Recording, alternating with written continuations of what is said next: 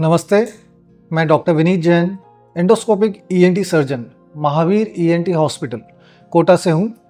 आज हम डिस्कस करेंगे नाक के साइनस और उनके ऑपरेशन।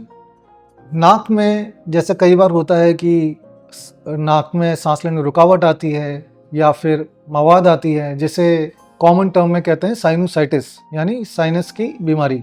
अगर ऐसी कोई परेशानी रहती है तो ईएनटी स्पेशलिस्ट से कंसल्ट किया जाता है और कई बार सर्जरी एडवाइस की जाती है।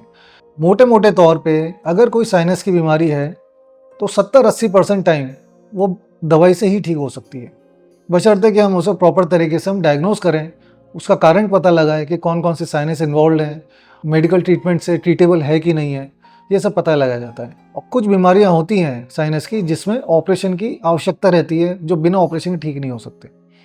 तो यह सब सीटी स्कैन से पता चलता है। नाक का जब सीटी स्कैन किया जाता है तो हमें पता चल जाता है कि ये बीमारी कैसी है, इसमें ऑपरेशन की ज़रूरत है कि नहीं है। महावीर ईएनटी हॉस्पिटल में साइनस से संबंधी जो बेस्ट इक्विपमेंट हो सकता है, जिसे हम कहते हैं माइक्रो डिब्राइडर फैसिलिटी, साथ में endoscopic proper German endoscope system है, उस तकनीक के साथ हम करते हैं, जिसमें रिजल्ट्स बहुत अच्छे हैं।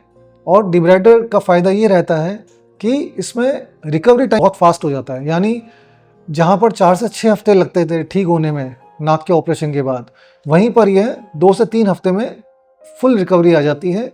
मरीज को यहाँ पर हॉस्पिटल 1 दिन रहना पड़ता है, ऑपरेशन 1 से 1.5 घंटे का होता है, और जो बाकी जो हीलिंग टाइम रहता है, जिसमें वो अपना रूटीन अपना काम कर सकता है, नॉर्मल लाइफ जी सकता है, वो हीलिंग टाइम 2 से 3 हफ्ते का रहता है।